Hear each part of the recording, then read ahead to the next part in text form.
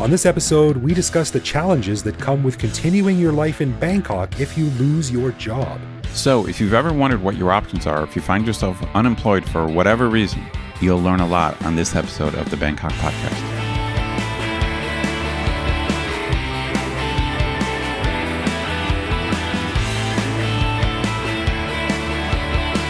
Hey guys, after we recorded the show, we realized we left out a ton of stuff here. The resources you have, strategies to explore, options you can take to sort things out, and our opinions and history with all of them. I guess we'll have to do part 2. On with the show. Sawadee krap, this be the Bangkok Podcast. My name is Greg Jorgensen, a Canadian who came to Thailand in 2001 to buy some genuine Thai elephant pants, but I just haven't been able to find any. So if you know where I can score some, send me a message at elephantpantsearch@gmail.com. Well, maybe not in your size, dude. Zing. And I am Eddie Knuth, an American who came to Thailand on a 1-year teaching contract 20 years ago, fell in love with living in communion with lizards, tiny little lizards, that apparently eat mosquitoes. So I never left. They're so cute. They are. And they're everywhere. Excellent. Sound effects. Live sound effects by Greg Jorgensen. All right, we want to say a quick thank you to one of our patrons, Rudiger Lang, who supports us at the show shout-out level. Stick around after we're done talking about what it's like to lose your job in Bangkok. To hear why, from Russia to Thailand, Rudiger is a born survivor, just as long as he doesn't have to drive in Bangkok. And a huge thanks to all of our patrons who support the show. Patrons get a whole bunch of cool stuff, including our ad-free regular show a day early, behind-the-scenes photos and videos of our interviews, discounts on swag, which you can find on our website, and various other things that aren't available to regular listeners. But best of all, patrons like Rudiger also get an unscripted, uncensored bonus episode every week where we riff on current events and random topics. We just finished recording this week's bonus show, and we chatted about how the COVID economy is so bad that the Thai military might not even need to do their annual lottery this year, how surf skating is taking over the city, but only if you're cool, like Greg and I, by the way, and an update on my quest to find out if my local coffee shop has nitro cold brew or not. So these are some very important issues. To become a patron, head to bangkokpodcast.com/support. You'd think it'd be easy. Just say, do you have this product? No, yes, but this is Thailand. No, this is Thailand. TIT, brother. Yeah. All right, so this episode came out of a discussion that Ed and I were having about the economy of Thailand, which unsurprisingly is in a bit of a shambles right now. The unemployment rate is fairly high across the board, and no one likes losing their job, but it's especially tenuous for foreigners who live in Thailand. Now, as you may know, no matter how long you've lived here, 1 month or 40 years, if you lose your job, you lose your work visa. And when that happens, you have the princely sum of 7 days to pack your gear and leave Thailand. Now, this might be permanently or temporarily, depending on a number of factors and how much work you're willing to do to get back in, but it still seems a bit harsh to enforce such a strict rule. Now, this topic is especially relevant to me because, and this is something I haven't mentioned on the show before, I actually lost my job last year in the wake of COVID. We'll talk about that a little bit more. But first, Ed, you checked the recent laws, and this is still a thing, right? If you lose your job and your visa is canceled, you have 7 days to get out of Dodge. Is that right? That is correct. Now, as a former lawyer, I'm going to issue my normal disclaimer that do not trust anything we say about Thai laws. That's right. By the way, if you meet Ed in real life, he says that in front of every sentence he says. By the way, yeah. This is not official legal advice. That's right. Yeah, obviously we're not Thai lawyers or experts on the law of Thailand. No. But in general, it's funny because I was aware of these laws back in the day, but now I've been here so long that I don't think about it very much, but I went back and double checked. Yeah, so basically it really comes down to if you have a non-immigrant B visa that is connected to employment. So that is the situation. Now, for example, if you have like a 90-day, if you just get here and you have a 90-day thing, and that's actually good for 90 days. So even if you started to work and then stopped working, you would still have your 90 days. But for most people who have like a non-immigrant B that's good for, let's say, 1 year, that's connected to their job and connected to the work permit. So roughly what Thai law says is when your work permit is canceled by your company, so that could be different from when you stop working, but that's a different issue, But when they cancel your work permit, you have a legal duty to present yourself to immigration because your visa is connected to your work permit. So when your work permit is canceled, you're supposed to present yourself to immigration, inform them of this case, and then, as you pointed out, you have to leave the country within 7 days.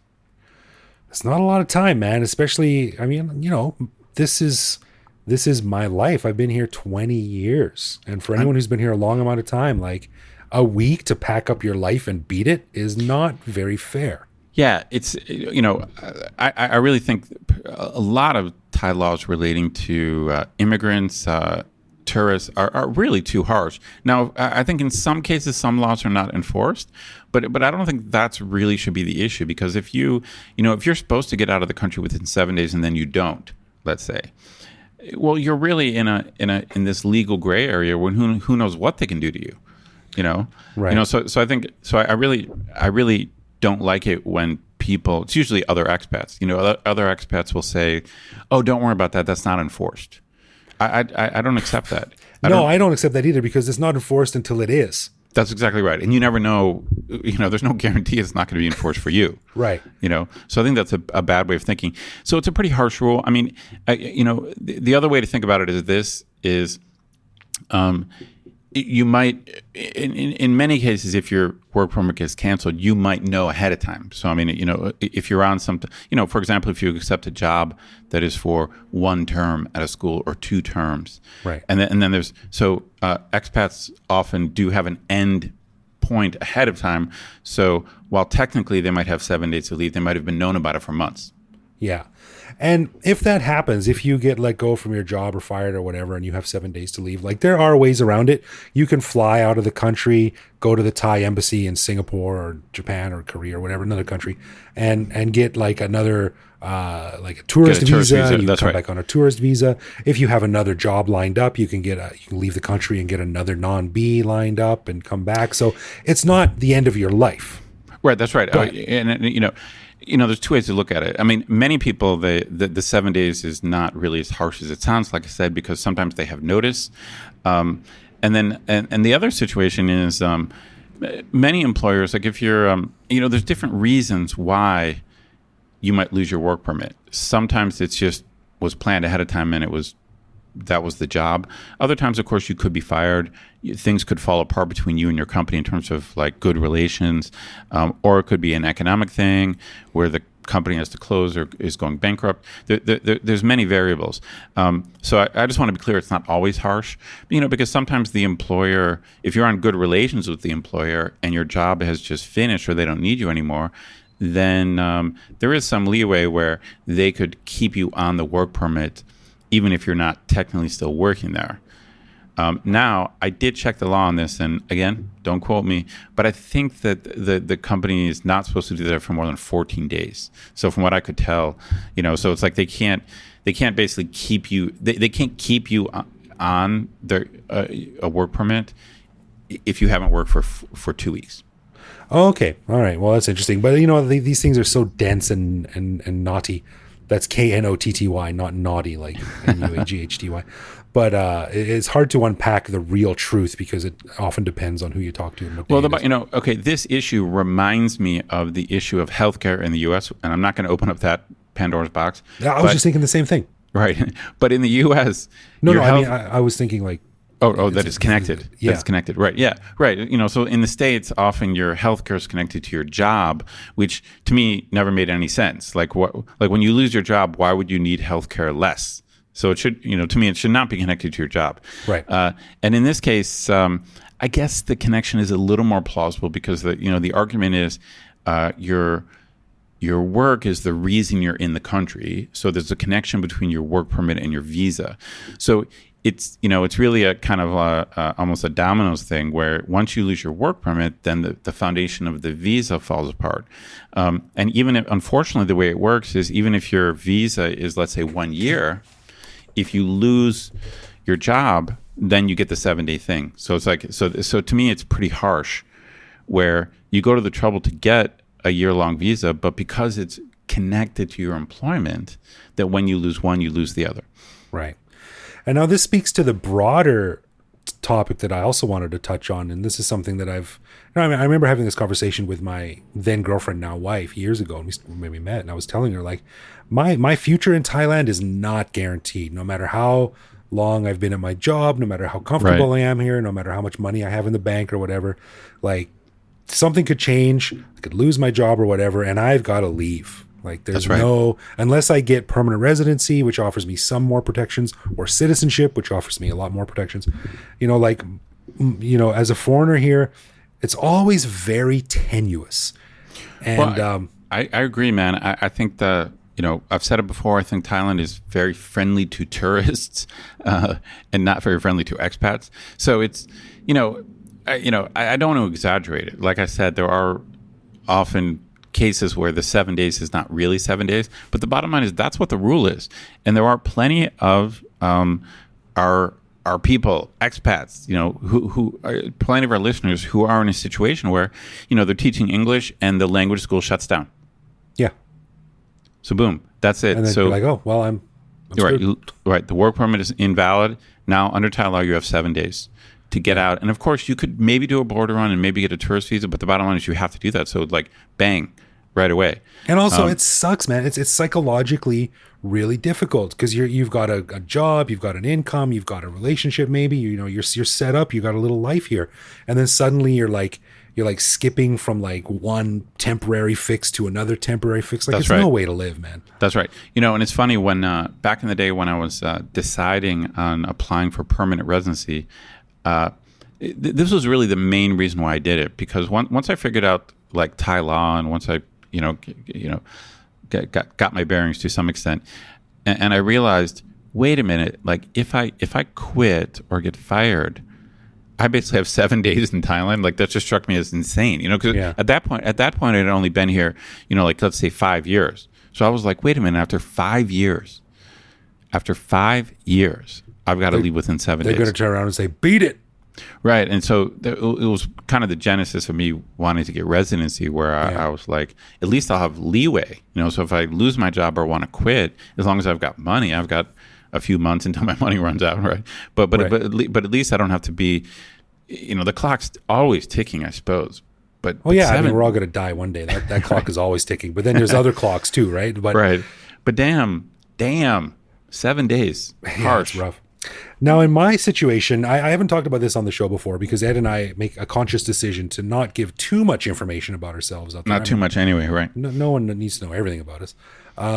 But I specifically avoided talking. We still specifically avoid talking about our jobs, but I can talk about my old job. And in my case, I had been employed by Agoda for 8 years. And Agoda is a great company. I have nothing bad to say about them, and I miss working there a lot. But, it's a travel company, and COVID is just hammering the travel industry, and it was just unsustainable. Agoda was a big company, and they had to cut a bunch of people, a lot of people, 25% of the staff, if the reports we read online were right. And I was one of them. So I got cut. And it was really, really upsetting because, after 8 years for one reason, after 8 years, I was, that was my family. That was part of my identity in Absolutely. Bangkok. Sure. 8 years is a long time, man. And on the other one, is it like, what the hell do I do now? I'm in Thailand. I don't have I'm not rich. I don't have a big safety net. And for various reasons I won't get into, I was lucky in that I didn't have to leave after 7 days. I had a bit of a cushion. So I was in a very fortunate position, but it wasn't a permanent position. It was a temporary position where I still had a countdown. Right, sure. And it sucked, man. It was really stressful. And I don't get stressed out. Usually I'm very good at handling stress, but this was really stressful. And I was upset. I was scared. Because I have a kid, I've got school fees, I've got a family, a wife. My whole life is here. Sure. And for the first time in 20 years, the future was completely unknown. I didn't know what was going to happen, and it sucked. Yeah, I mean, I remember when you were going through this, and of course, this is your story, not mine. But I do remember going through this and you talking about it, and it's pretty crazy. It's just, I mean, again, your general point is true. It just shows that no matter how much time you spend here as an expat, you are in a precarious situation unless you have residency, which few people do, or unless you get citizenship, which even fewer do. Yeah. Yeah. So I was lucky, very lucky, in that after a few months, I did find another job, which I'm quite enjoying. So You came up smelling like roses, my friend. I came up smelling like Lilawitties. Yeah. Jeez, it's a shout out to our bonus episode.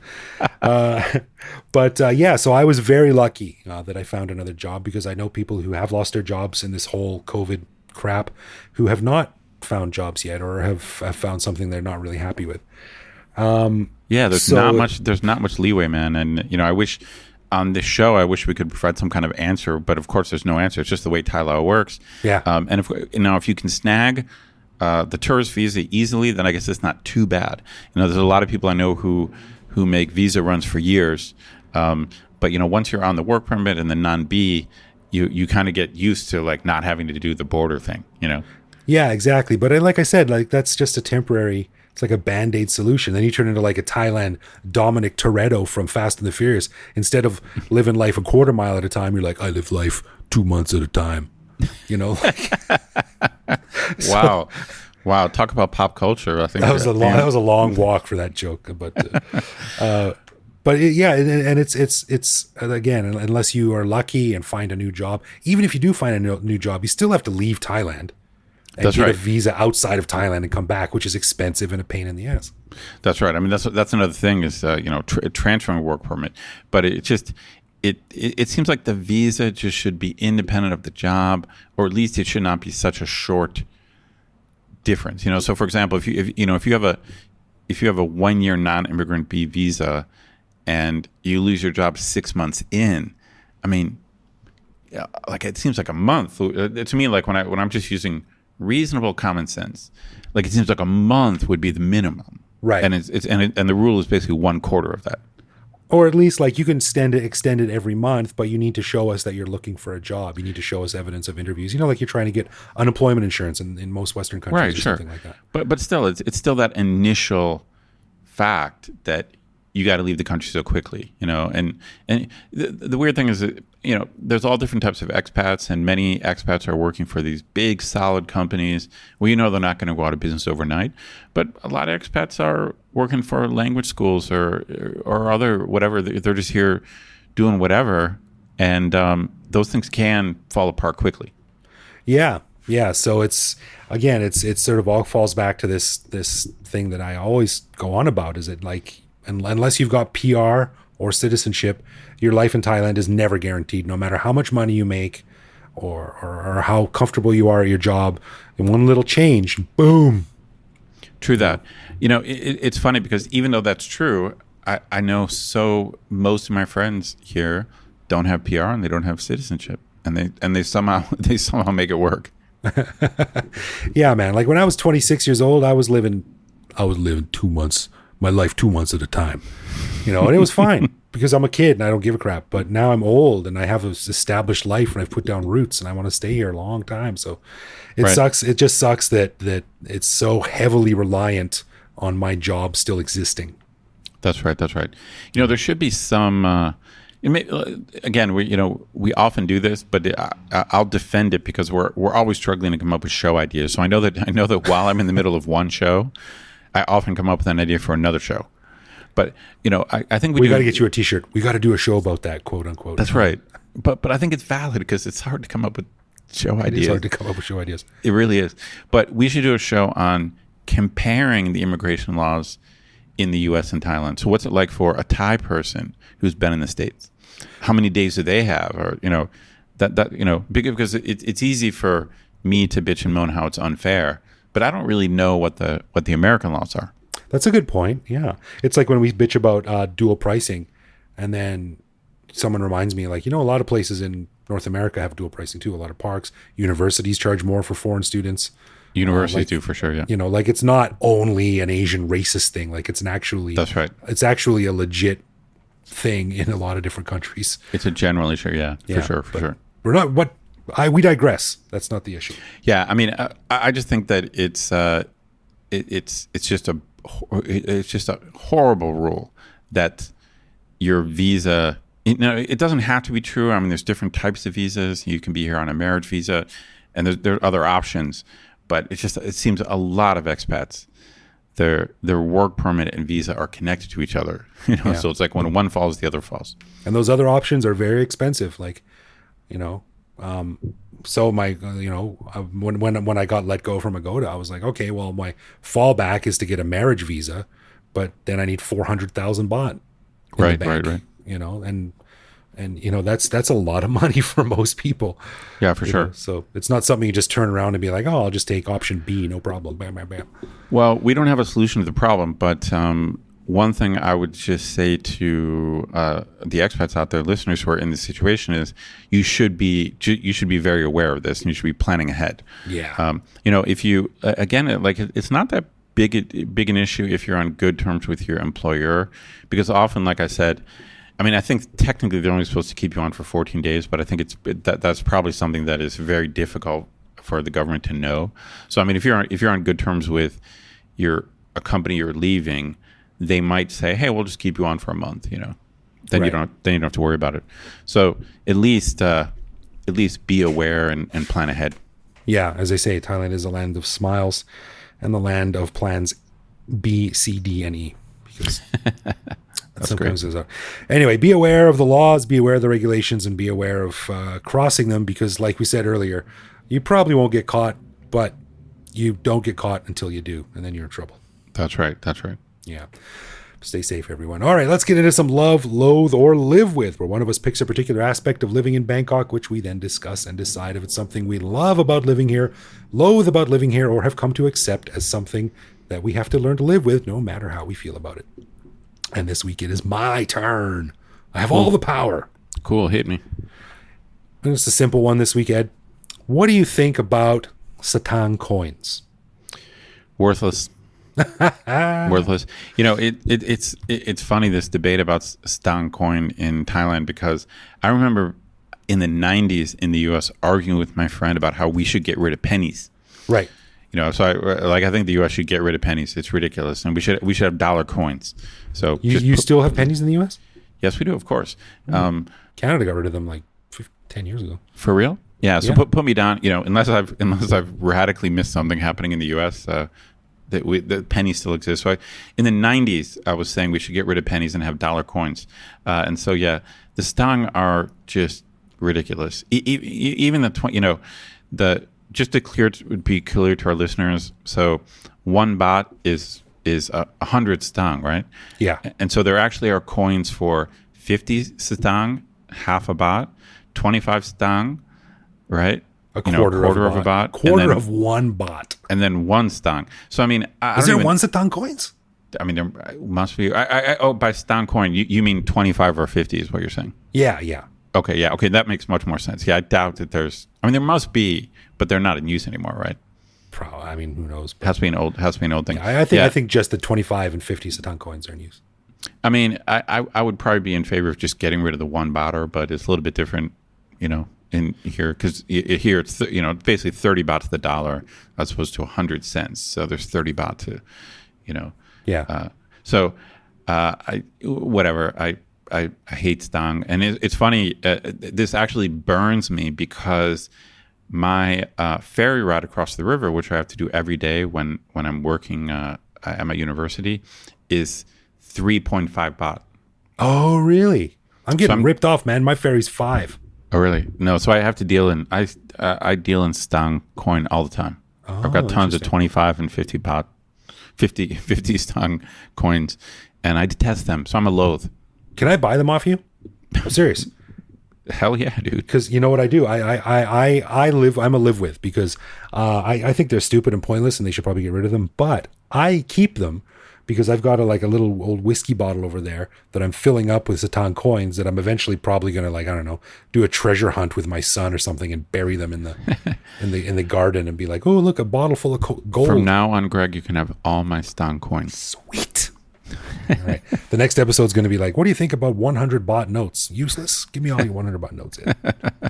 So I'm a live with on those. They're useless, but they don't bother me that much. I'm a loath. All right. All right. So as we mentioned at the beginning of the show, we'd like to say thank you to Rudiger Lang for lending us his support at the show shout-out level. Greg, what did you find out about Rudiger? Well, Rudiger is a German fellow, I believe. It's hard to know these things because I usually only talk about with our patrons over email. And as you know, Ed, accents don't come across on email. I've heard that. Yeah. But he said he's worked here since 2017. So he's been here for coming up on 4 or 5 years. I don't know. I'm not quick on the math there. But he said when he moved here, he thought, how difficult can it be to live and survive in Thailand, a tropical paradise? Right, of course. Yeah. He said, I survived in Russia a couple of months without any issues with cold weather and vodka. He loved it. So no problem in Thailand. But he got here and it was actually quite similar to my experience. He said, not even close. Since I moved to Bangkok, I realized how difficult it is to survive here, but I get better month by month. So he's doing That's a good fight. That's a good sign. Yeah, I was just talking to someone about this today, actually, about how my first 3 or 4 months in Thailand were really, really hard. Not very enjoyable at all. But and he said when he first got here, he was driving around and he said he was used to going 140 kilometers an hour on the highways as I was used to in Germany. But after some time and learning experience, I ended up driving 30 kilometers an hour only in Bangkok. I see. Yeah, that's a big difference from Germany, no doubt. I guess you could say Thailand beat the German out of him. But so he came here from a very hard, cold country, thought it would be a piece of cake, but it actually ain't. So there you go, folks. That's a good lesson from Rudiger. I would say it's a different set of problems is what I would say. And also, Ed, you might find this interesting too. Rudiger also said, even though I'm in a Buddhist country, I have become closer to the Lord since I moved here. I assume he's Christian. You only know what you have or what you have lost when you are outside of your comfort zone. Yeah, I see that. More power to him. It's not my thing, but more power to him. Not my thing either, but I guess if it makes you a better person, then go nuts. For sure. No doubt. Yeah. Interesting that being surrounded by Buddhists makes you more not Buddhist. It could be. It could be depending on your background, for sure. I guess so, yeah. Well, thanks for your support, Rudiger. That's awesome. And I'll tell you what, man, if we ever go out somewhere, go to meet somewhere or something like that, I'll give you a ride home. But I don't want to get in your car and drive, like 3 kilometers down the road at 30 kilometers an hour. It takes me 45 minutes to get home. So I'll drive you and we can get out and have fun that way. That's great. But thanks for your support, man. That's awesome. All right. Thank you.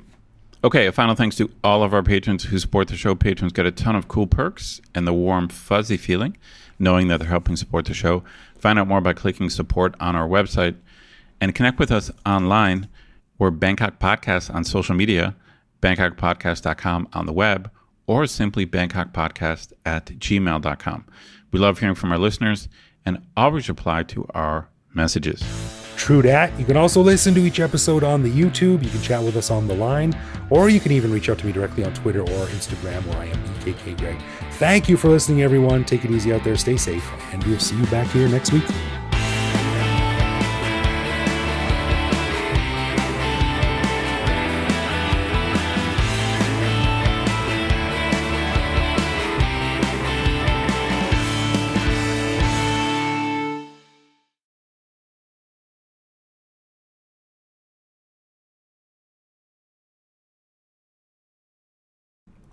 Is I want to be able to apply effects to my voice live while we're recording.